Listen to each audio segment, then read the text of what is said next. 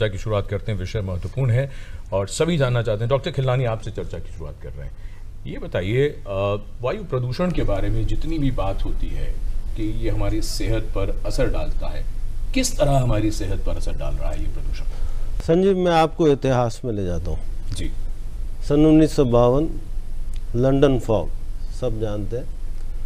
ये पाया गया कि 4000 लोग मर गए, एक्सेस डेथ्स हो गए। जितने मरने चाहिए थे उस दिन या उस दौरान 4000 लोग ज़्यादा मर गए। उससे पहले 1948 में डोनोरा फिलाडेल्फिया में इसी तरह हुआ। उससे पहले वायु प्रदूषण के बारे में दुनिया में बहुत ज़्यादा ज्ञान नहीं था। जब उन्होंने जाना कि ये 4000 मौतें कैसे हो गई, तब उन्होंने जाना कि ये एयर पॉल्यूशन की वजह से थी। और एयर पॉल्यूशन क्यों था? क्योंकि इंडस्ट्रियलाइजेशन हो गया था, कोयला जलाया जाता था, फैक्ट्रीज चल रही थी। तो डेवलप्ड वर्ल्ड ने उस पर एक्शन लेना शुरू कर दिया। अब हम भारत की बात करें, भारत आज़ाद हो गया। भारत में बहुत फैक्ट्रियाँ लगी, बहुत इंडस्ट्री लगी, गाड़ियाँ दौड़ने लगी, स्कूटर दौड़ने लगे, ट्रक्स चलने लगे और कई चीज़ें, कंस्ट्रक्शन हुई। उससे जो वायु प्रदूषण होता है उसमें बहुत ज़्यादा तरह के पार्टिकल्स आते हैं। जैसे सस्पेंडेड पार्टिकल मैटर एक कॉन्स्टेलेशन होता है, लेकिन गैसेस की बात करें तो nitric oxide, sulphur dioxide, ozone और इस तरह की चीज़ें होती हैं। और कहते हैं जब तक सांस है तब तक आस है। तो ये सब जो एंटर करती हैं सांस के ज़रिए करती हैं, क्योंकि हम 1 मिनट में 15 बार सांस लेते हैं। हर सांस के साथ 300 से 500 ml और आधा लीटर हवा अंदर जाती है। तो उसमें ये प्राइमरीली ये लंग को अफेक्ट करता है। लंग से एब्जॉर्ब होके फिर बाकी सिस्टम में भी जाता है। तो ये जो वायु प्रदूषण है ये बढ़ता गया और अब हम इस स्टेज पे पहुंच चुके हैं हिंदुस्तान में, स्पेशली हमारे शहर में, कि ये हम सबको असर कर रहा है। सबका गला ख़राब रहता है, सबको खांसी होने लग गई, लेकिन इसकी ज़्यादा चिंता मुझे नहीं है। गला ठीक हो जाएगा, लेकिन ये असर करता है हमारे हार्ट पे, कार्डियोवैस्कुलर सिस्टम पे, जैसे किरण जी ने कहा, हमारे ब्रेन पे, हमारी इमीडिएट सर्वाइवल पे एंड लॉन्ग टर्म सर्वाइवल। तो मैं इसको संक्षिप्त में बता रहा हूँ, इस डिस्कशन को आगे बढ़ाएंगे कि किस तरह से हम जो है ना। जी डॉक्टर,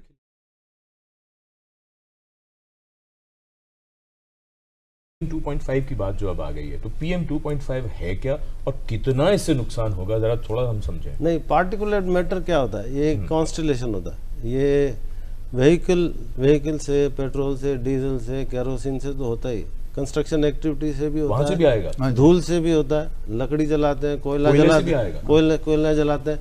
तो PM2.5 doesn't mean one thing. ये कि तरह अलग अलग तरह से अलग तरह। अब मैं आपको ये बताना चाहता हूँ कि जो पार्टिकुलेट मैटर होता है, जैसे सर ने बोला कि जो 10 माइक्रोग्राम से कम होते हैं वो बड़े होते हैं, वो नाक में रुक जाते हैं, वो तो ठीक है। उसके नीचे गए 2.5, वो लंग के लोएस्ट हिस्से, लंग के 23 डिवीजन होते हैं जो ट्यूब्स होते हैं, सबसे नीचे जहाँ गैस एक्सचेंज होता है, जो अखबारों में नहीं आता है, that is called ultra fine particles. Ultra fine particles are 0.1 microgram and lower. वो एल्वियोलाई या जो गैस एक्सचेंज एरिया को पार करके सभी ऑर्गन्स में घुस जाता है। अब अल्ट्रा फाइन पार्टिकल्स क्या होता है? इसमें गैसेस होती हैं, इसमें कई सारे नुकसानदायक, इसमें SO2 भी होती है, नाइट्रोजन ऑक्साइड भी होती है। अब मैं इसकी इम्प्लीकेशंस आपको बता रहा हूँ जी। इम्प्लीकेशन ये होती है कि ये डॉक्टर, एक तो ये हो रही है अभी कि जिनको लंग्स की या कोई हार्ट की तकलीफ है वो ज़्यादा आ रहे हैं, उनको सबको अटैक्स हो रहे हैं, OPD में आते हैं, हम दवाई देते हैं, उसका असर नहीं होता। जिनको नई तकलीफ होती है वो सुबह उठते हैं, उसको चोकिंग हो जाती है, उनको खांसी होती है, जुकाम होता है। एक डॉक्टर एक एंटीबायोटिक से, दूसरे से, तीसरे से, चौथी एंटीबायोटिक लेते रहते हैं, लेकिन खांसी ठीक नहीं होती। डॉक्टर कहता है कि आप सुबह एक्सरसाइज मत करो। मॉर्निंग वॉकर को कहते हैं मॉर्निंग वॉक क्यों नहीं करो। अब क्यों नहीं करो? जो मॉर्निंग वॉक करता है उसका एक तो टाइडल वॉल्यूम बढ़ जाता है। इंस्टेड ऑफ जो 15 लीटर या 10 लीटर ऑक्सीजन एयर लेता है, उसकी जगह वो 40 लीटर लेता है। नाक में जो फिल्टर होता है वो कम काम करता है, क्योंकि जब आप एक्सरसाइज करते हैं, जब तेज सांस लेते हैं, सांस फूलती है तो मुंह से सांस लेते हैं, वो सीधा अंदर चला जाता है। तो आप सोचते हो कि आपने एक्सरसाइज करके फ़ायदा कर लिया, लेकिन एक्चुअली इस मौसम में स्पेशली मॉर्निंग और इवनिंग टाइम में आपका नुकसान ज़्यादा हो रहा है जी। और जो अल्ट्राफाइन पार्टिकल्स हैं जो आपके किडनी में, ब्रेन में, वेसल्स में, हार्ट में जा रहे हैं, ये मेरे हिसाब से ये है जो मोर्टेलिटी ज़्यादा कर रहा है जी। और दूसरा है लंग कैंसर। लंग कैंसर बिल्कुल जो साइंस की बात करें, शोध की बात करें और प्रमाण की बात करें, लंग कैंसर का डायरेक्ट रिलेशन है डीजल एमिशन से। डीजल एमिशन में पॉली एरोमेटिक हाइड्रोकार्बन्स एमिट होते हैं, वो डायरेक्टली लंग कैंसर के कॉजेशन में, स्मोकिंग को छोड़ दें, उसकी हम बाद में बात करेंगे। और केरोसिन और डीजल के एमिशन सेम होते हैं। केरोसिन भारत में बहुत जलाया जा रहा है, तो हम लोगों को ये समझना है कि केरोसिन का उपयोग, डीजल का उपयोग और प्रदूषण जी, ये लंग कैंसर, और आज की डेट में world over lung cancer is the number 1 killer in the cancer जी, और उसका बहुत कम इलाज है हमारे पास।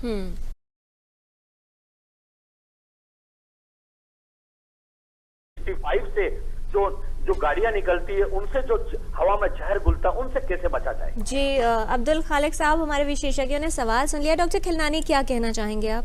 वैज्ञानिक तथ्य मैं आपको बताता हूँ कि ये जो अल्ट्रा फाइन पार्टिकल्स होते हैं, जो मैं बताना भूल गया, लेस देन 0.1, उनका असर 300 मीटर तक ही रहता है, उसके बाद उसका असर संभव नहीं रहता। ये साइंटिफिक फैक्ट है, ये इनका जवाब नहीं है। लेकिन ये जो आप जिस उसमें रह रहे हैं, मुझे नहीं पता आप सड़क से कितना दूर रह रहे हैं। अगर आप सड़क से करीब आधा किलोमीटर दूर है तो बहुत ज़्यादा उसकी फिक्र करने की ज़रूरत नहीं है। अगर ट्रैफिक रनिंग है तो जी, जहाँ तक जो किस तरह के कारखाने हैं और किस तरह का धुआं निकल रहा है, उसका आप पर कितना असर है वो तो एक अंदाज़ा नहीं लगा सकते।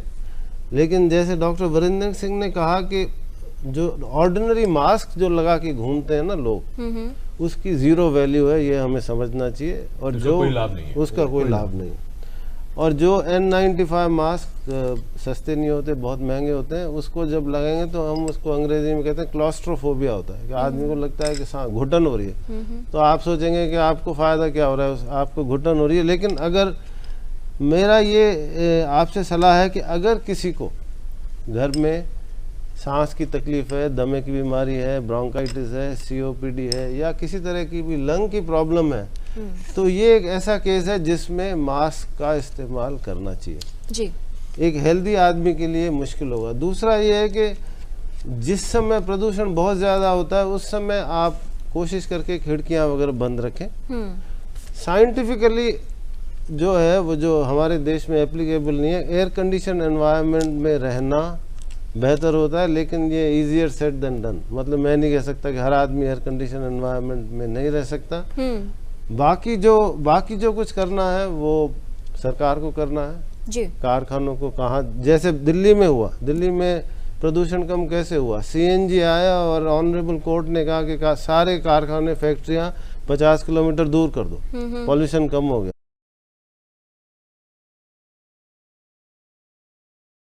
पहले छोटा जवाब फिर बड़ा जवाब। जहाँ तक शहर का सवाल है, मेरी सलाह ये रहेगी कि जिस समय स्मॉग हो, धुंध हो, सुबह ठंड हो, हमारी सलाह होगी कि कोई आग जलाए ना जलाए, आपको उस समय सैर नहीं करनी चाहिए। मैं पहले बता चुका हूँ, क्योंकि आपको उससे फ़ायदा कम और नुकसान ज़्यादा होगा। जब धूप आ जाए, दिन खुल जाए, उस समय वॉक करना बेहतर होगा। शायद ये प्रैक्टिकल चीज़ नहीं है, लेकिन हमारा एक डॉक्टर का जवाब ये होगा। अब मैं दूसरे सवाल पे जाता हूँ। रूरल एरिया में दो पहलू हैं जी। एक है आउटडोर पॉल्यूशन, बाहरी, और एक indoor air pollution. Outdoor air pollution में रूरल एरिया में खेत जलाए जाते हैं, बाहर ठंड से बचने के लिए आग जलाई जाती है, उसमें कुछ भी डाल देते हैं, कागज़ भी डाल देते हैं, लकड़ी भी डाल देते हैं, कोयला जो भी मिल जाए जी, इकोनॉमी की वजह से वो डाले जाते हैं। उससे जो प्रदूषण होता है वो बहुत ख़राब होता है, उससे बहुत नुकसान होता है। और सबसे ख़राब ये होता है कि वो कमरा गर्म करने के लिए खिड़कियां भी बंद कर देते हैं जी। तो जो एयर सर्कुलेशन कमरे का होता है वो बहुत ख़राब होता है। अब मैं बात करना चाहूँगा, जो मैं सोच के भी आया था, बताऊँगा, जो हमारी महिलाएं हैं जिनका मेन काम होता है घर में खाना बनाना, और घर में जो रूरल एरिया में स्पेशली जो खाना बनता है वो चूल्हे पे बनता है। और चूल्हे में क्या डालते हैं? लकड़ी बाहर से लाए हुए, उपले जलाते हैं, उसमें कागज़ भी डाल देते हैं, जो कुछ मिल गया वो जलाते हैं। सर्दी से बचने के लिए खिड़कियां बंद, या तो खिड़की होती नहीं है या खिड़कियां बंद कर देते हैं। इससे जो प्रदूषण होता है उसको हम इंडोर एयर पॉल्यूशन कहते हैं। वो इस समय भारत की और डेवलपिंग कंट्रीज़ की और अंडर डेवलप्ड कंट्री की एक बहुत बड़ी समस्या है। उससे क्या होता है? उससे सबसे इम्पोर्टेंट है ब्रोंकाइटिस होती है, इसको बाद में डेवलप होता है, उसको हम क्रॉनिक ऑब्स्ट्रक्टिव पल्मोनरी डिजीज या COPD कहते हैं। खांसी होती है। थोड़ा एविडेंस ये भी है कि लंग कैंसर भी बहुत ज़्यादा होता है जी। डेली लाइफ अफेक्ट होती है, सांस फूलती है, खांसी होती है, बलगम निकलता है और हार्ट पे भी इफेक्ट पड़ता है। और जो प्रदूषण जो घर से बाहर हो रहा है, हाँ, जो उसका भी इफेक्ट होता है। उसका भी बाहर जितना प्रदूषण, ये हम नहीं सोचें कि कमरे में बैठे हैं तो जो बाहर की हवा अलग है और अंदर हवा कहाँ से आती है?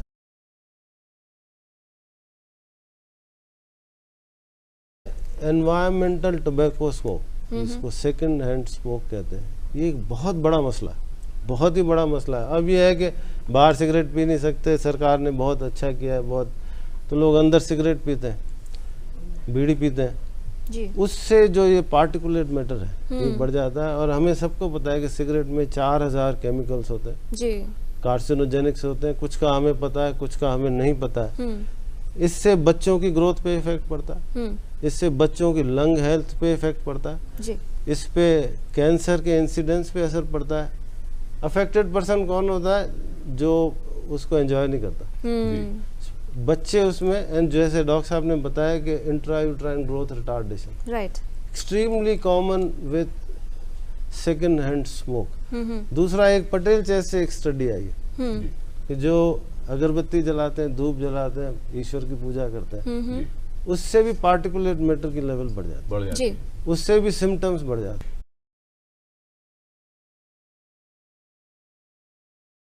जब ये सॉल्यूशंस की बात आ रही है, बार बार ये बात आई, मास्क की बात आई, एयर प्योरीफायर्स के बारे में बहुत विज्ञापन आ रहे हैं, ये कितने इफेक्टिव हैं एयर फिल्टर्स, प्योरीफायर्स? बहुत फैंसी चीज़ है, बहुत फैंसी चीज़ है और बहुत लोग इसमें पूछ भी रहे हैं, ख़रीद भी रहे हैं। लेकिन हमें समझना है कि एयर प्योरीफायर क्या होता है। एयर प्योरीफायर दो तरह के होते हैं। एक तो होता है जिसमें फिल्टर्स लगे हुए होते हैं, एक छन्नी लगा दी जी, उसमें से हवा पास होगी और उसमें जो पार्टिकुलेट मैटर है, डिपेंडिंग अपॉन छन्नी की क्वालिटी क्या है, वो रुक जाएंगे और नॉर्मल हवा, अच्छी हवा चली जाएगी जी। लेकिन जैसे हमने डिस्कस किया कि जो एयर पोल्यूशन सिर्फ पार्टिकुलेट नहीं होते, गैसेस भी होती है, सल्फर डाइऑक्साइड होती है, कार्बन मोनोऑक्साइड होती है, ऑक्साइड्स ऑफ नाइट्रोजन होते हैं।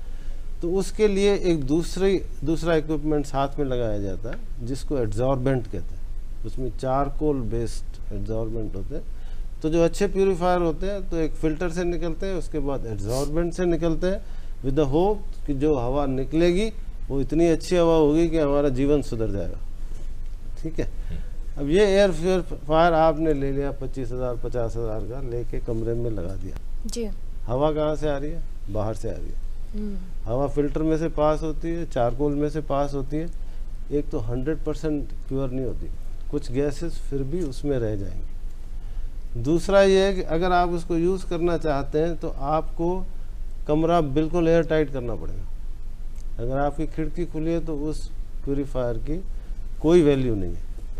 एयर प्यूरीफायर की कैपेसिटी होती है कि एक मिनट में इतने लीटर गैस हवा को वो प्योर साफ कर सकता है।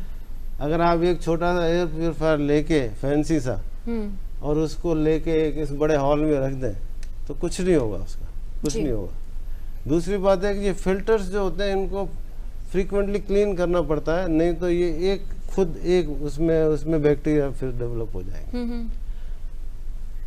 Last but not the least, there is no scientific evidence, कोई भी वैज्ञानिक प्रमाण नहीं है हमारे पास कि एयर प्यूरिफायर लगाने से आपकी सेहत बेहतर हो जाएगी। जी, I am not against air purifier, लेकिन जो भी इसको यूज करना चाहता है, कोई छोटा सा डब्बा लेके घर पे रख ले और सोच ले कि मैं तो हवा बिल्कुल साफ ले रहा हूँ, ये नहीं समझ